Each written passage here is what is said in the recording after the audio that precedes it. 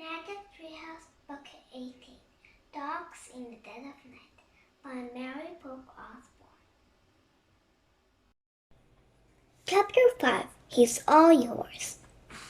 Come on, hurry, said Annie, pulling on her shoes. But we have to look in our book, said Jack, and try to figure out. Let's look after we look to Brother Michael, said Annie. He is leaving soon. And I have a feeling he or someone else here is going to help us. Let's hope, said Jack.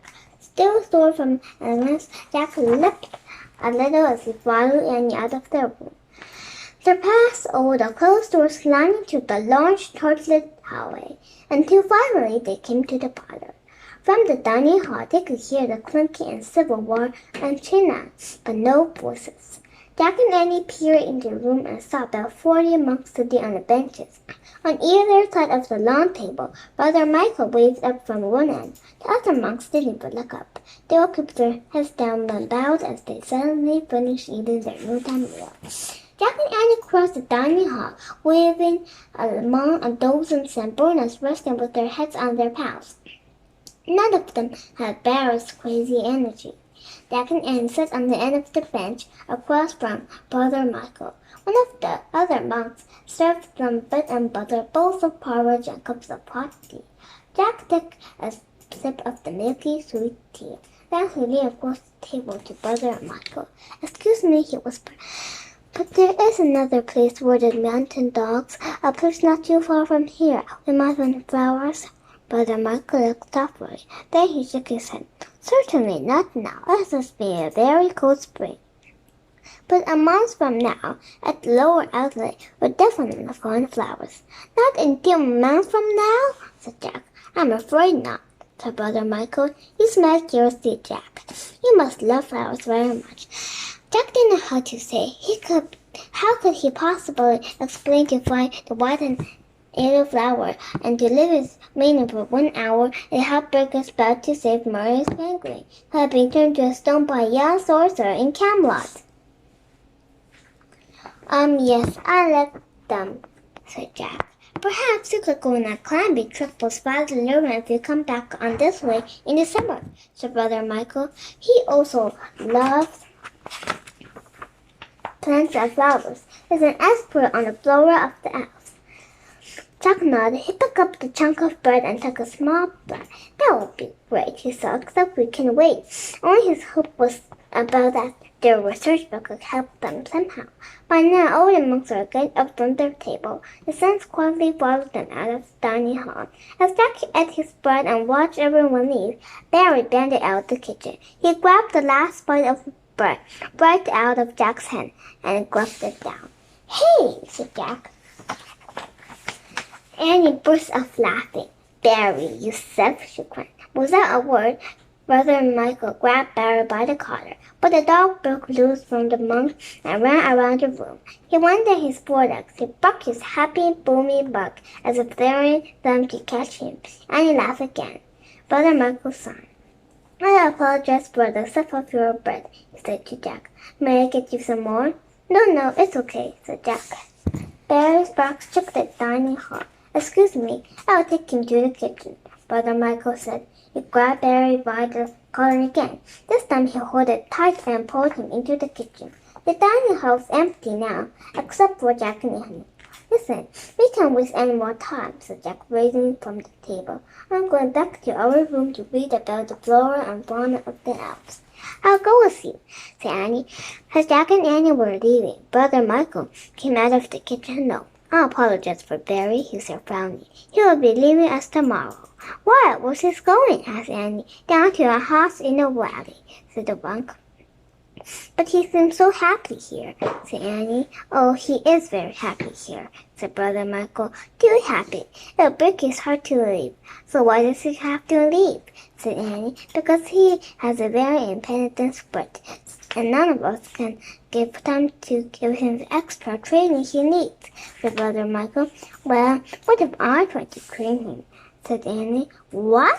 Jack looked at her in surprise. "No way, I can do it," Annie said. He turned back to the monk.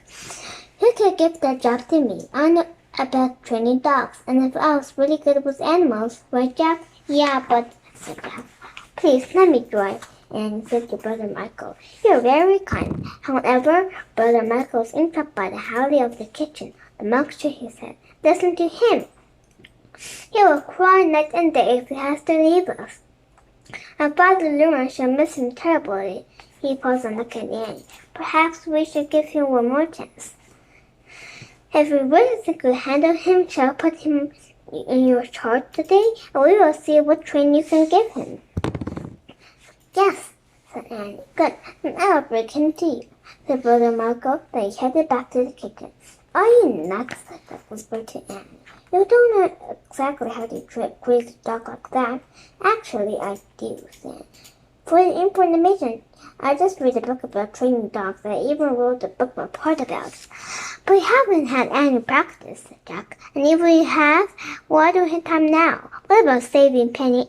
Did you forget our mission? No, I'll think about it. We'll give an excuse to stay here longer, said Annie. Yeah, okay, said Jack. But stay here for what?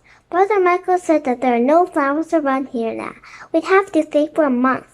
Okay, said Annie. Listen, what about the magic potion? We can turn into anything once in an hour. Yeah, so, said Jack.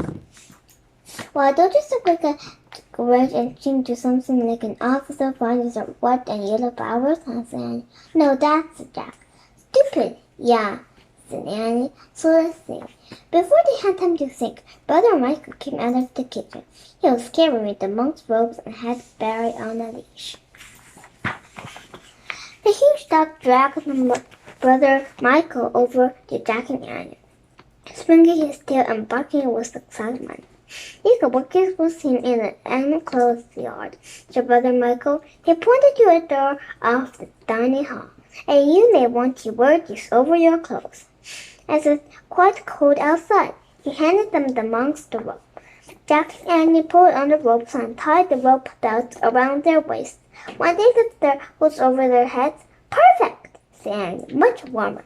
Good, said Brother Michael. He's all yours. He handed Barry's leash to Jack. Jack gripped with both hands as the big dog took it on the other end. All of us will be gone from the monastery for the afternoon, said Brother Michael.